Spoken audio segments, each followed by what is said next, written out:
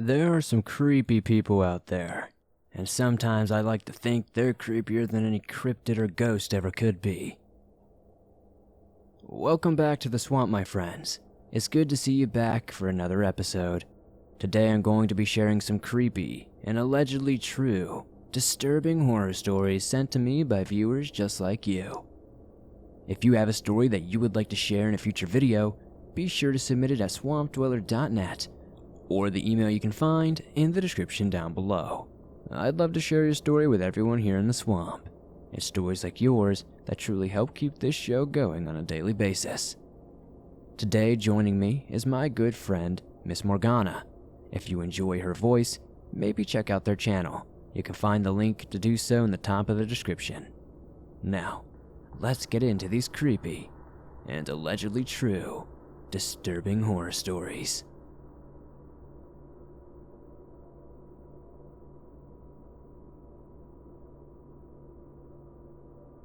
Hi, I'm a 26-year-old male. I live in Grand Rapids, Michigan, and I am from Rockford, Michigan. Anyway, I work in a place where selling sports goods is our game. I am the lead of a department with all the footballs, basketballs, baseball, boxing gear, etc. We also sell firearms there. As a manager, I must sell firearms. I enjoy it most of the time. Sometimes we sell over 20 guns a day. Those days I hate it. Anyways, we do our background checks through FBI and ICS, but per the ATF, we can deny anyone a firearm to anyone we see fit. This is where the story begins. I've been there for just over a year. I've seen my fair share of guns go out the door, but I've also had to deny some people and I've gotten into some arguments about it. This one day we were steady at about 1 or 2 firearms per hour. It was about 7 p.m. and this guy comes in to ask to look at a shotgun, the Rock Island VR-80. I ask to see his ID. We take everyone's ID so they don't try to run away with the gun. He gives me his ID and I show him the gun. He starts to fill out the paperwork, name, address, social. Then he gets down to the yes-no questions. He marks yes to being a felon. I explain to him that I cannot sell a gun due to his felon status. He then asked if I can have a new form to fill out. He said it was a mistake. I told him no. He lost his mind. He told me I was the biggest piece of crap in the world, that I should just sell him the gun because he was an American and it was against his amendment to not sell him one. All sorts of stuff. I was getting angry myself. I'm usually a very calm guy, but I was getting heated. Finally, one of the other managers came over and told him that he had to leave. He refused. We told him we were going to call the cops if he did not. He gave us both the middle finger and stormed out. At 10 p.m. we left the store, locked it up, and started to walk towards our car. It was me, my manager, his fiancée, our shoe department guy, and our regular gun guy who was in the bathroom during the whole ordeal. Everyone besides me and the shoe guy left. We were talking and laughing about stuff. He's an older gentleman and does impressions of John Wayne. He had me cracking up. That is when I noticed a car in the parking lot, with someone inside of it staring at us. I told Ross and he did not care and said to hell with them. We were both there for another 10 minutes. Ross got in his car and drove away, and I did the same. I put a podcast by Larry Lawton, the ex-jewel thief, on, and head down the road. I got about a mile or so down when I realized I was being tailgated. I ignored it at first and really did not care, but they got closer and closer. Finally, I brake checked them. They slammed on their brakes and I sped up. The car sped up too. It got right next to me, and I looked over and realized it was the same guy from inside the store. He had this look of pure hatred on his face. I was freaked out. He tried to cut me off and force me into the Meijer parking lot. I went around him and sped up. It was slightly drizzling that night, and I saw him lose control for a second. I got on the highway and drove home. I'm an idiot. I should not have done that. I get home and get inside. I lock the door, and I tell my roommate what is happening. They have a little girl of 2 years old, and I told them I'd just be grabbing a few things and leaving. I went to my room, which is in the front of the house. That is when I saw the guy in the streetlight. He had a baseball bat in his hands and was walking towards the house. I told my roommates to go upstairs. I gave my male roommate my Taurus G2C, just in case something happened to me. I tried to give my female roommate my Bushmaster AR-15, but she refused since she feared guns. I heard a crash. I looked out the window and the guy took off one of the side mirrors of my car. I grabbed my Rock Island 1911 45 ACP and my Mossberg 450 Bushmaster and headed outside. I had my rifle loaded as I left the front door. He was walking up the steps already. He must have gotten scared, because he dropped the bat and put his hands up. He started to shake. I told him to never come around my house, friends, or my work ever again or I will blow his balls off. He just shook his head. I then told him he was going to fix my mirrors. I grabbed for his wallet and put a $100 bill on the ground, and then I told him to leave. He walked away shaking, and I have not seen him since. I always worry that he's going to come back to my house when I'm not there and mess with my roommates. I paid for my roommates to have a CPL class, so they are both more comfortable with firearms. I hope I never see that guy again.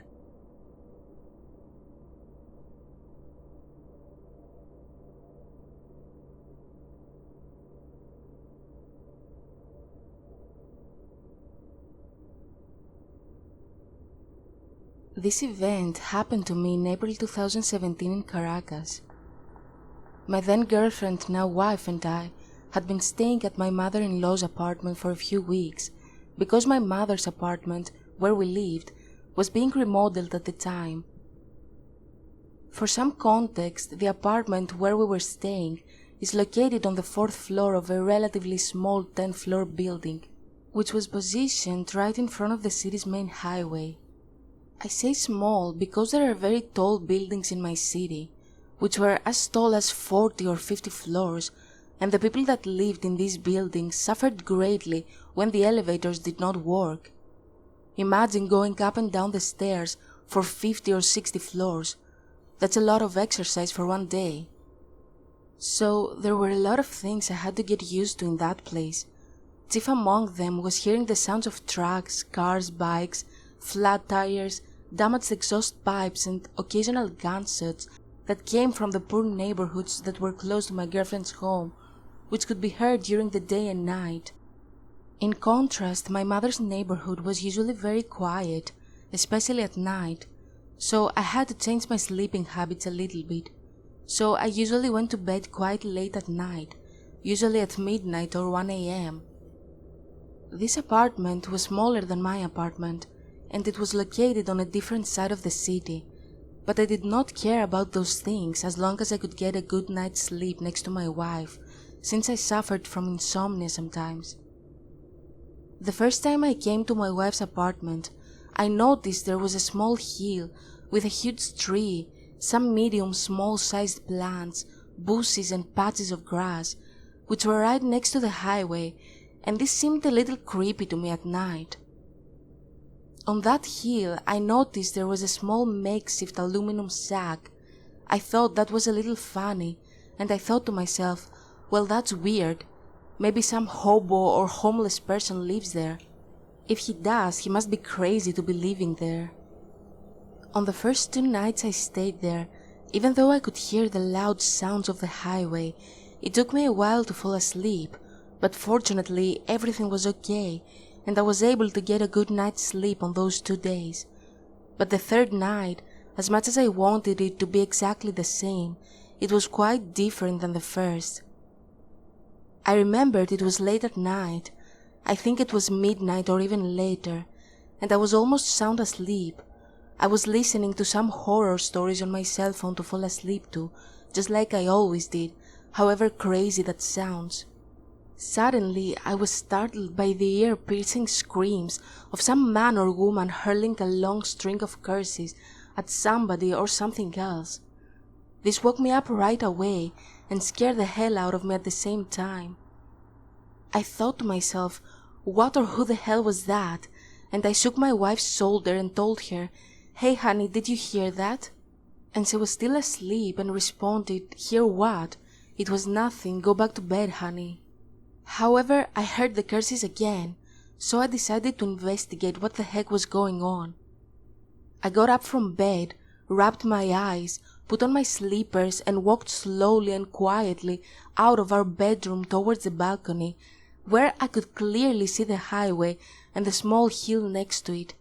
Now I could still hear the curses more clearly, and it sounded like the voice of a deranged man, and I thought to myself, maybe I was right, and there is indeed a homeless person living on that metal hut. I was now standing shirtless, in my boxers and slippers on the dark balcony, looking to that hill where I saw that metal hut on the first day I slept in my wife's apartment. Weirdly enough, I was able to see a small campfire and a barefoot man coming out of the shack who had long disheveled hair and a long bushy beard. He was shirtless and wearing torn pants that were almost destroyed. He came out of the small shack. He was smoking a cigarette, or God only knows what drug he was taking. He was standing in that hill in the dark, screaming his lungs out and cursing a lot for some reason while he was looking towards the highway. I thought that this man must be crazy, getting high or drunk enough to be yelling at passing cars or the people or dogs that were all the way on the other side of the highway. This made me feel terrified, and I asked myself, what in holy hell is that guy saying, and isn't he cold? Because of this racket, there were some neighborhood dogs barking in this man's direction. I thought it was really strange for someone to scream so much, especially this late at night. Unfortunately for me, my mother-in-law was a night owl and usually slept in the living room, so she turned on the kitchen's light out of the blue to get some water and went back to sleep, which reflected a little bit towards the balcony. I turned my head around and was a little blinded by the glare of the light, but at the same time I was scared that this man would see me staring at him. At that moment I hid crouched below the window so the man could not see me, but I was horrified when I saw this man walk to the fire and angrily put out the fire with his bare feet, turn his head around from the highway to look at the outer wall of the building, and all the while was still cursing out loud. I thought to myself, well, maybe he's having a bad trip or something. Suddenly, this crazy guy looked up at the building wall. He walked until he was right in front of it. He yelled, "I can't take it anymore and the voices are driving me crazy," and started to repeatedly bash his head into the wall until his head was bleeding while he yelled, "Get out of my head!" The sound it made was terrifying. When he was done, he touched his head with his right hand and cleaned the blood on his chest. Now he looked crazier than ever. Out of the blue, the guy looked up and noticed I was staring at him, so he yelled at me, "What the hell are you looking at? Mind your own business, you idiot." Therefore, I was scared to death. So I threw myself to the balcony's ceramic floor. I winced at how cold it was and hid there for a while. I thought to myself, out of sight, out of mind, right? The crazy guy kept screaming his curses at me. I decided that was enough for me and quietly crouched back to the bed. I felt horrified about what I saw and could not sleep that night, since all I could hear were my mother-in-law's snores and the guy's screams until 2 a.m. The next day I felt extremely tired because I was not able to rest the night before. I told my wife about what had happened, so she told me, yeah, at some point you get used to that crazy guy and his screams. But she didn't believe that the guy bashed his brains into the wall and almost killed himself. So it dawned on me, what if I can hear this guy's screams tonight again? Should I call the cops on this guy? But I decided not to do it because my country's police are basically useless. So I still don't know what to do about this crazy screaming man. His awful screams still give me nightmares. But I know I will not look out of the balcony at night again.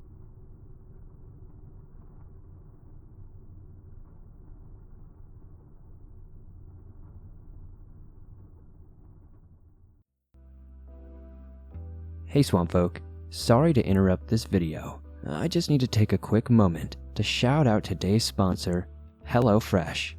Now, as you guys know, HelloFresh has been a sponsor on this channel more than a few times. They've helped me out a ton through these crazy times. especially when you're trying to cut out those pesky meal planning and grocery store trips.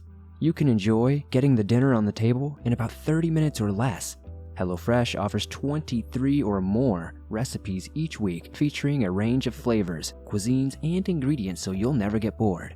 Eating healthier has also never been easier with the low calories, carb-smart, vegetarian, and pescatarian options they have every single week. Honestly, I've been using HelloFresh for a little over a year now, and it's really helped me be able to eat healthier, have better portions, and be able to get dinner on the table in a timely fashion without having to run and be in those big crowds and risk, getting COVID. Be sure to go to hellofresh.com/swamped10 and use code SWAMPED10 for 10 free meals, including free shipping. Remember, go to hellofresh.com/swamped10 and use code SWAMPED10 for 10 free meals, including free shipping. HelloFresh is America's #1 meal kit. Check it out and see what everybody's raving about.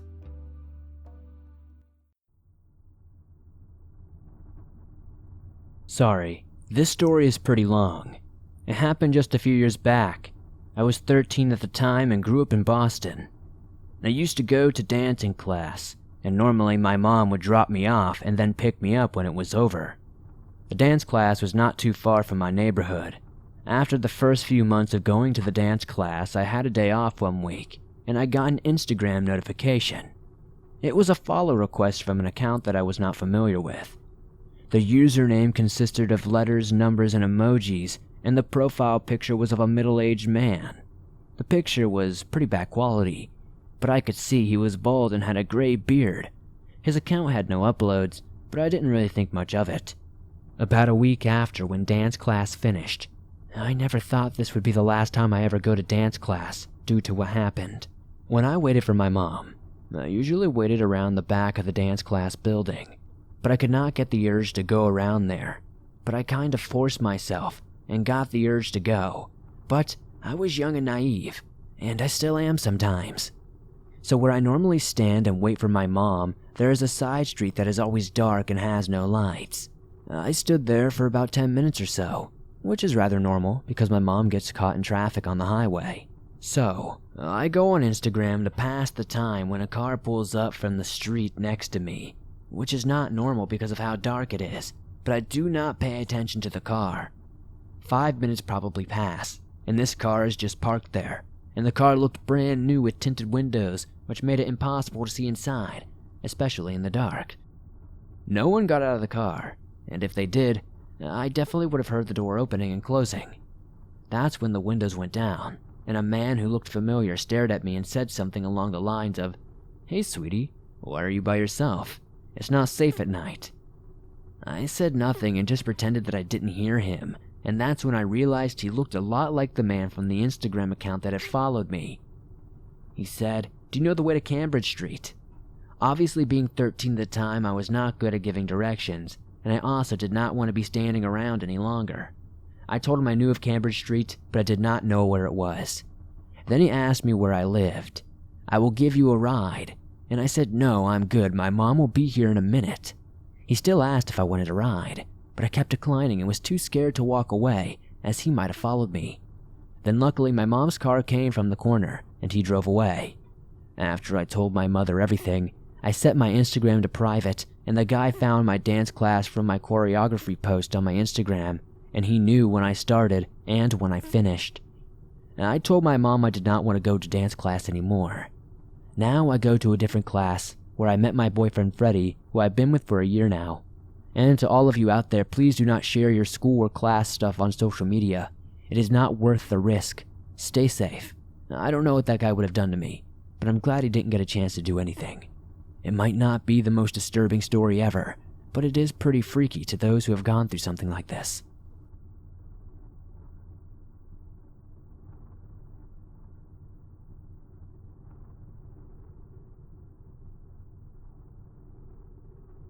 My name is Savannah. I am now 18 years old. Before this story begins, I want to put a trigger warning for depression and self-harm in case there are viewers sensitive to those topics. At the time, I was living in Las Vegas, Nevada, especially the Henderson area. This was my sophomore year of high school. I graduated this year in Oregon, so It was quite some time ago, but I remembered it like it was only yesterday. I was incredibly sad at the time, and I'm not sure I should call it depressed because I do not want to self-diagnose. It was nighttime, and I was thinking about the time I self-harmed in 7th grade. I only did it once, and I have never done it again. I'm never going to do it again. I was just thinking about it by myself. I was crying because I was thinking about what if I did it again, and I asked myself, do I want to do it again? It was all a thought, and it was all I could think about. It was kind of scary. This went on for what seemed like an hour in the completely silent room before something broke the silence. It was a voice. It was soft but firm. It sounded like a woman saying, "It's okay." I felt my heart stop, then skip beats. I stared to where I thought the voice was coming from, which was the corner between my door and my closet. This was not imagined. Because of my erect mental state, I can absolutely promise you that. There was nobody else awake but me because of my odd sleep schedule of staying up until 3 a.m. and sleeping until 2 p.m. because I went to a night school. This was around the time that I was only awake, of course, and nobody else was. I was the only one who witnessed it. I was the only one who it was directed towards. I felt calmer after that, like it was something like an angel watching over me to keep the bad thoughts away. That was until I went to sleep. I had a nightmare that night. In that nightmare, it was just me and my dad in a swap meet building with sheets covering the rooms and booths. I was taken behind one of the curtains and looked to see through from the inside. I called out to my dad, but he could not hear or see me. The lady pulled the knife and threatened me while holding my arm. I must have felt brave because I remember saying, "You won't," before she paused and put the knife to my arm and sliced it. I remember staring at the dripping blood in a daze before waking up, and it was daytime. I told my mom about what happened, and she told me something that made sense. She gave the suggestion that what if the lady was saying that it was okay for me to do it again? That maybe that dream was a message. She said it's okay, in the calmest voice that filled my room. What if she was saying that it's okay, you'll be okay, or it's okay to do it again? I'm not sure, and I'm still confused when I think about it. If the question is, if I saw a shadow in the corner with the voice, the answer is no. It was just her voice. I thought that would be some good context to clear up when talking about what happened. I have not told anyone about this except for my mother and my sister. I have not heard another voice since.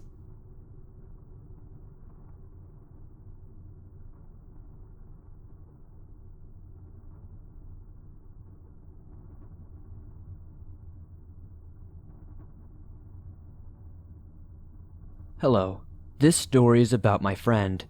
We are both girls and 17 at the time of the story. In my senior year of high school, a new girl was introduced to our class. She dressed in goth clothing, had a mohawk, and I could see visible scars all over her arms and even a burn on her wrist. She sat at the desk next to me, of course. I immediately became friends with her. Let us call her Devin for now. When I first met her, I knew there was something really off about her.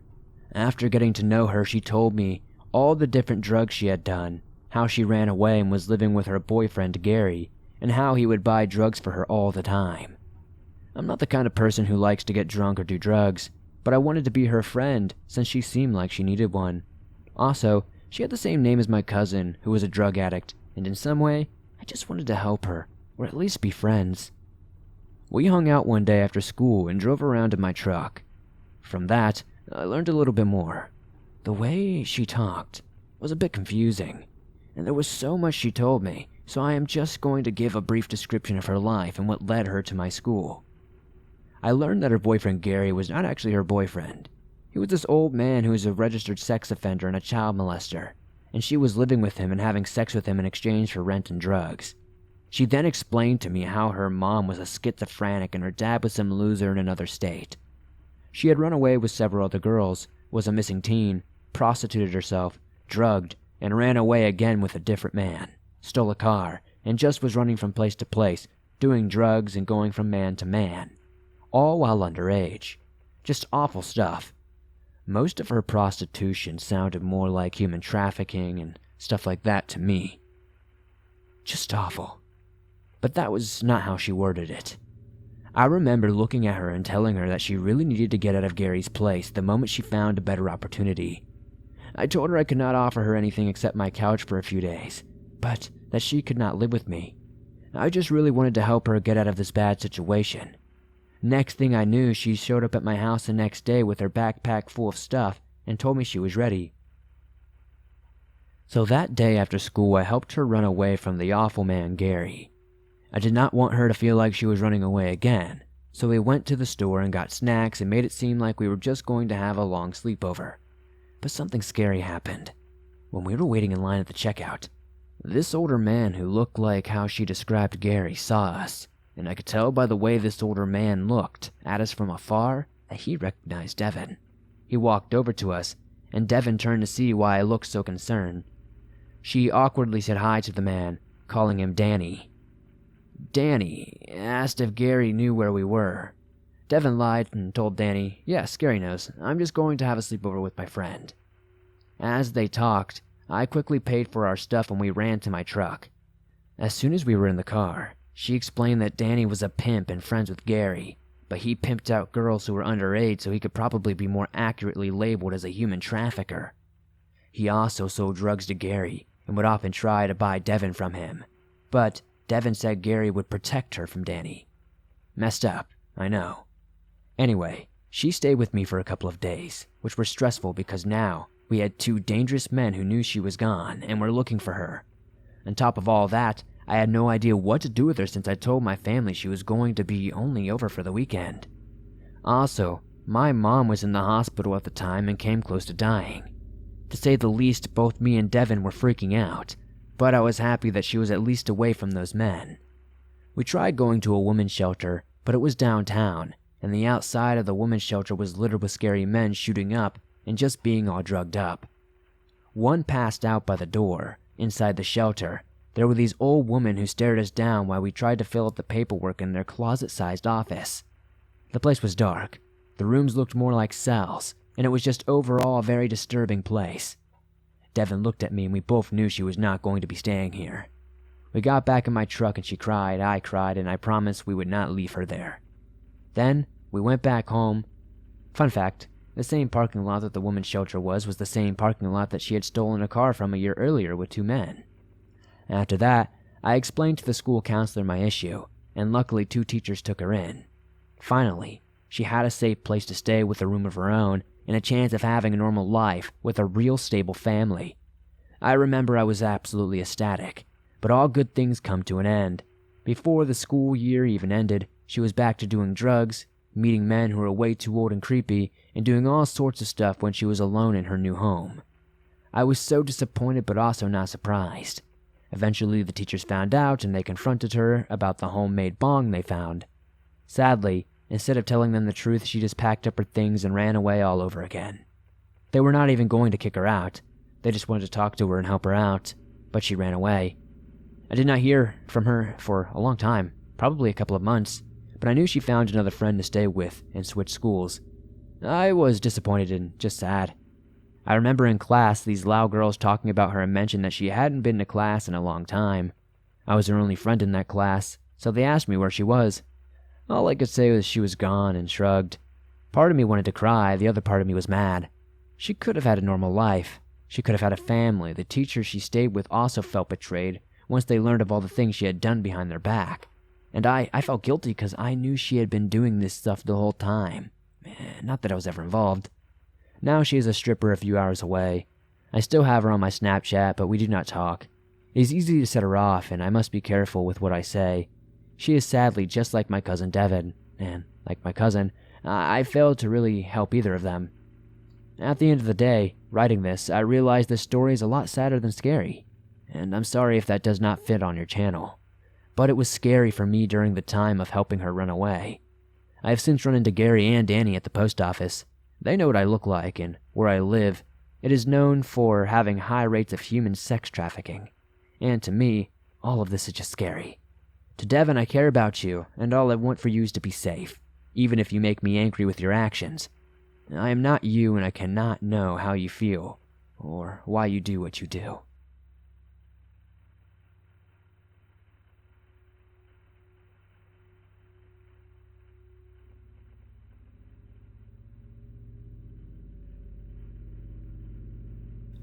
thanks for listening to these creepy and allegedly true, disturbing horror stories sent in by viewers just like you.